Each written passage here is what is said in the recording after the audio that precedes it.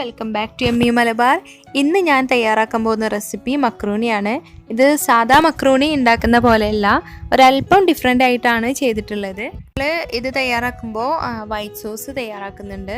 Cheesy white സോസാണ് തയ്യാറാക്കുന്നത്. അപ്പോൾ ഇങ്ങനെ തയ്യാറാക്കുന്ന മക്രൂണി നല്ല ടേസ്റ്റാണ്. അപ്പോൾ നിങ്ങൾ എല്ലാവരും വീഡിയോ മുഴുവനായിട്ട് കാണുക, നിങ്ങൾക്ക് എന്തായാലും ഇഷ്ടമാവും. അപ്പോൾ നമുക്ക് വീഡിയോയിലേക്ക് കടക്കാം. അപ്പം നമുക്ക് ആദ്യം മക്രൂണി വേവിച്ചെടുക്കണം. അപ്പോൾ അതിനായിട്ട് ഞാൻ അടുപ്പിൽ വെള്ളം വെച്ചിട്ടുണ്ട് തിളപ്പിക്കാനായിട്ട്. അത് തിളച്ചതിന് ശേഷം നമുക്ക് മക്രൂണി കഴുകി വൃത്തിയാക്കിയത് ഇട്ട് കൊടുക്കാം. അപ്പോൾ ഇതിപ്പോൾ ഞാൻ ഇതിലാണ് ചെയ്യുന്നത്. ഇപ്പോൾ കുക്കറിലാണ് ചെയ്യുന്നതെങ്കിൽ 2 വിസിൽ മാത്രം മതി, അത് വെന്ത് കിട്ടും. അപ്പോൾ ഞാനിവിടെ മക്രൂണി നല്ല വൃത്തിയായിട്ട് കഴുകി വെച്ചിട്ടുണ്ട്. നമുക്കിതിലേക്ക് ഇട്ട് കൊടുക്കാം. എന്നിട്ട് ആവശ്യത്തിന് ഉപ്പും ചേർത്തിട്ട് നന്നായി ഇളക്കിയിട്ട് നമുക്കൊന്ന് അടച്ചു വെച്ച് വേവിക്കാം.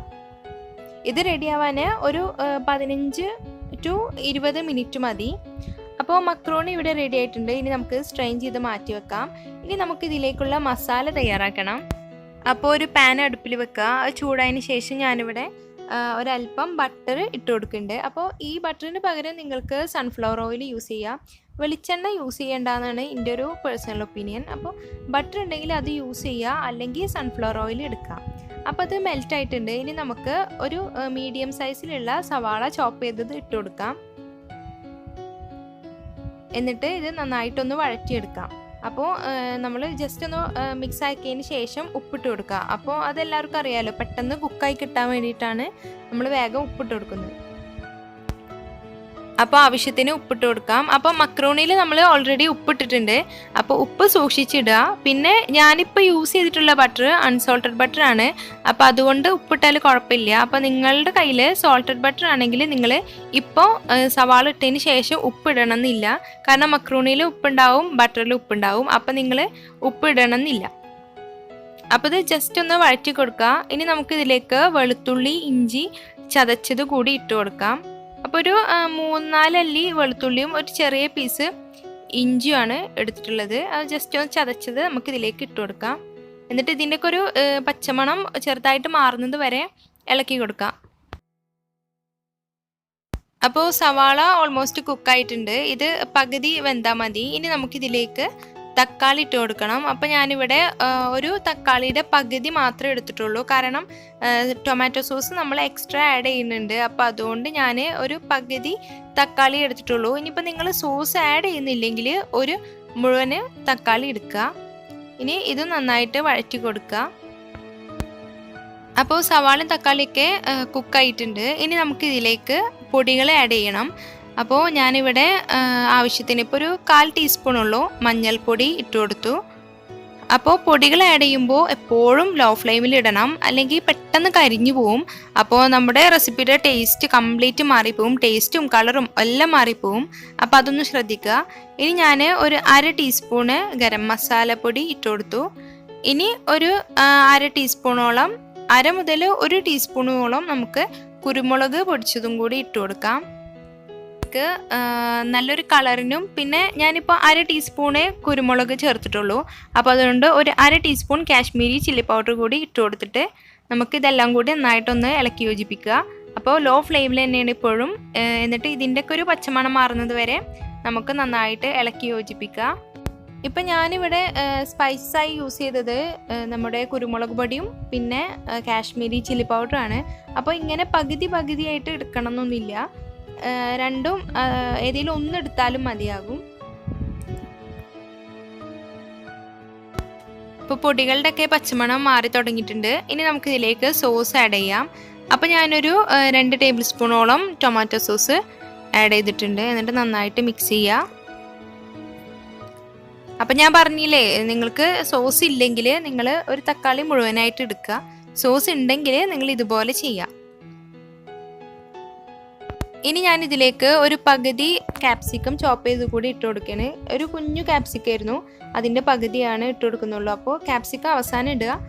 ആദ്യം തന്നെ ഇട്ട് കഴിഞ്ഞാൽ പെട്ടെന്ന് കുക്കായി പോകും ഇത്. അപ്പോൾ ഇത് ചെറുതായിട്ടൊന്ന് കടിക്കണം, അപ്പോഴാണ് അതിൻ്റെ ഒരു ടേസ്റ്റ്. അവസാനമായിട്ട് ഇനി ഇതിലേക്ക് ഒരല്പം മല്ലിയില കൂടി ഇട്ട് കൊടുത്തിട്ട് നമുക്ക് നമ്മുടെ മക്രോണി ഇതിലേക്ക് ഇട്ട് കൊടുക്കാം.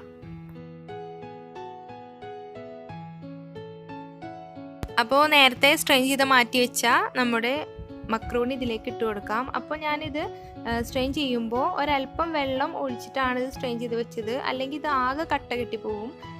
ഇപ്പോൾ നമ്മൾ വെള്ളം ഒഴിച്ചിട്ട് തന്നെ അത്യാവശ്യം ഒന്ന് കട്ട കെട്ടിയ പോലെ ആയിട്ടുണ്ട്. അപ്പോൾ ഒട്ടും നമ്മൾ വെള്ളം ഒഴിക്കാതെ സ്ട്രെയിൻ ചെയ്ത് വെച്ചാൽ നന്നായിട്ട് ഒട്ടിപ്പിടിക്കും.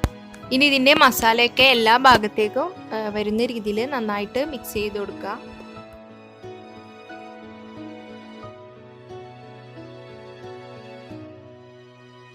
അപ്പോൾ മസാല എല്ലാം മക്രോണിയിൽ നന്നായിട്ട് മിക്സ് ആയിട്ടുണ്ട്. ഇനി ഇതിലേക്ക് ഞാൻ വേവിച്ച് വെച്ച ചിക്കനും കൂടി ഇട്ട് കൊടുക്കുകയാണ്.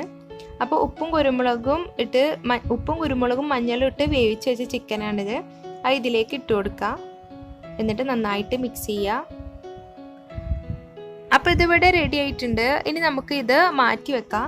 ഇനി നമുക്ക് ഇതിലേക്ക് വേണ്ടിയ വൈറ്റ് സോസാണ് അടുത്തതായി തയ്യാറാക്കേണ്ടത്. അപ്പോൾ ഇത് അപ്പുറത്തേക്ക് മാറ്റി വെക്കുക. എന്നിട്ട് നമുക്ക് വൈറ്റ് സോസ് ഉണ്ടാക്കാനായിട്ട് തുടങ്ങാം. അപ്പോൾ വൈറ്റ് സോസ് ഉണ്ടാക്കാനായിട്ട് ഒരു പാന് ചൂടാക്കുക. അതിലേക്ക് ഒരു 2 ടേബിൾ സ്പൂണോളം ബട്ടർ ഇട്ട് കൊടുക്കാം. അപ്പോൾ ഞാനിപ്പോൾ അൺസോൾട്ടഡ് ബട്ടർ ആണ് എടുത്തിട്ടുള്ളത്. ഇപ്പോൾ സോൾട്ടഡ് ബട്ടർ ആണ് എടുക്കണമെങ്കിൽ നിങ്ങൾ ഉപ്പ് ചേർക്കുന്നത് സൂക്ഷിക്കുക. അപ്പോൾ ഇത് മെൽറ്റായി വന്നതിന് ശേഷം നമുക്ക് ഇതിലേക്ക് മൈദപ്പൊടി ചേർത്ത് കൊടുക്കണം.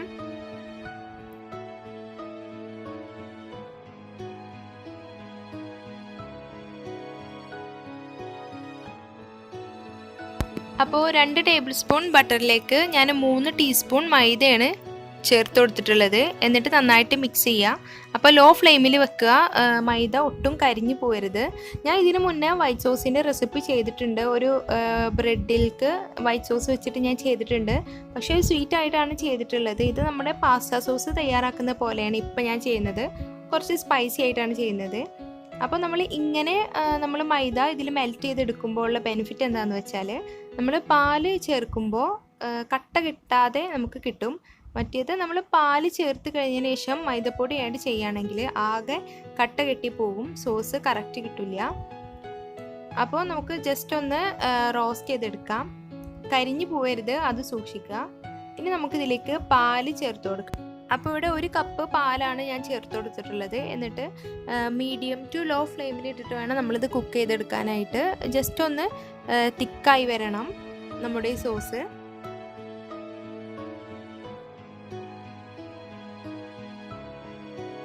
ഇനി ആവശ്യത്തിന് ഉപ്പ് ചേർത്ത് കൊടുക്കാം.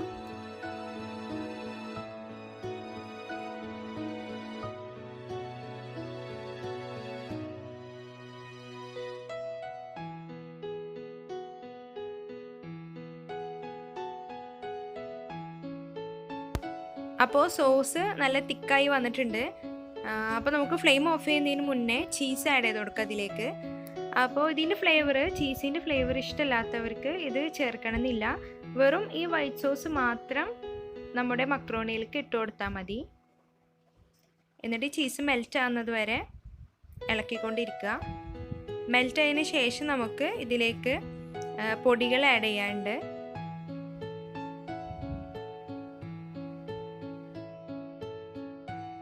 ഇതിലേക്ക് ഒരു 1/2 ടീസ്പൂൺ കുരുമുളക് പൊടിച്ചതും പിന്നെ ഒരു 1/2 ടീസ്പൂൺ ഗരം മസാലയും നമുക്കിതിലേക്ക് ചേർക്കാം. അപ്പോൾ നിങ്ങൾ മക്രോണിയിൽ എരിവിടുമ്പോൾ സൂക്ഷിച്ചിടുക. കാരണം സോസ് ഉണ്ടാക്കുമ്പോൾ നമ്മൾ എരിവ് ഇടുന്നുണ്ട്. ഇനിയിപ്പോൾ മക്രോണി തയ്യാറാക്കിയതിൽ നല്ല എരിവുണ്ടെങ്കിൽ ഇതിൽ കുരുമുളക് ചേർക്കണമെന്നില്ല. വെറും ഈ ഉപ്പിട്ടിട്ടുള്ള സോസ് മാത്രം അതിലേക്ക് ചേർത്താൽ മതി. അപ്പോൾ സോസിൽ എരിവിടുന്നതിന് മുന്നേ മക്രോണിയിൽ എരിവ് നിങ്ങൾ നോക്കണം. അതിനുശേഷം നിങ്ങൾ സോസിൽ എരിവിടണോ വേണ്ടയോ എന്ന് തീരുമാനിക്കാനായിട്ട്. അപ്പോൾ ഇത് റെഡി ആയിട്ടുണ്ട്. ഇനി നമുക്കിത് മാറ്റി വെക്കാം. മക്രോണിയുടെ പാത്രം നമ്മൾ ഇങ്ങോട്ട് എടുത്തു. ഇനി ഇതിലേക്ക് നമ്മൾ ഈ സോസ് ചേർത്ത് കൊടുക്കണം. അപ്പോൾ ഞാനിപ്പോൾ ലോ ഫ്ലെയിമിലാണ് വെച്ചിട്ടുള്ളത്. തീ കത്തിച്ചില്ലെങ്കിലും കുഴപ്പമൊന്നുമില്ല. ഇപ്പം ഞാൻ ലോ ഫ്ലെയിമിൽ ഇട്ടിട്ടുണ്ട്. ഇനി ഇതിലേക്ക് ആ സോസ് ചേർത്ത് കൊടുക്കാം.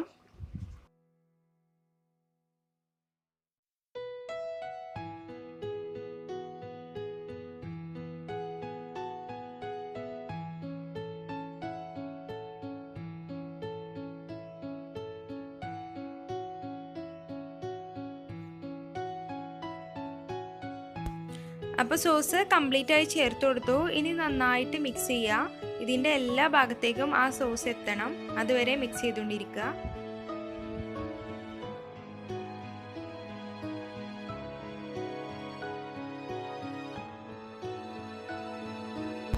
അപ്പോൾ നമ്മുടെ റെസിപ്പി ഇവിടെ തയ്യാറായിട്ടുണ്ട്. സാദാ മക്രോണി ഉണ്ടാക്കുന്നതിനേക്കാളും ഒരല്പം ഡിഫറെൻ്റ് ആയിട്ടാണ് നമ്മൾ ചെയ്തിട്ടുള്ളത്. അതേപോലെ തന്നെ ഒരു പുതുമയാർന്ന ഒരു ടേസ്റ്റ് തന്നെയായിരിക്കും ഇത്. അപ്പോൾ നിങ്ങളെല്ലാവരും ഇത് ട്രൈ ചെയ്ത് നോക്കണം. എന്നിട്ട് ഫീഡ്ബാക്ക് എന്നെ അറിയിക്കുക. എന്തെങ്കിലും ഡൗട്ടൊക്കെ ഉണ്ടെങ്കിൽ കമൻറ്റ് ചെയ്യുക. ഞാൻ തീർച്ചയായിട്ടും റിപ്ലൈ തരുന്നതാണ്. പിന്നെ ആരെങ്കിലും പുതുതായിട്ട് ഈ ചാനൽ കാണുന്നുണ്ടെങ്കിൽ ഒന്ന് സബ്സ്ക്രൈബ് ചെയ്യുക.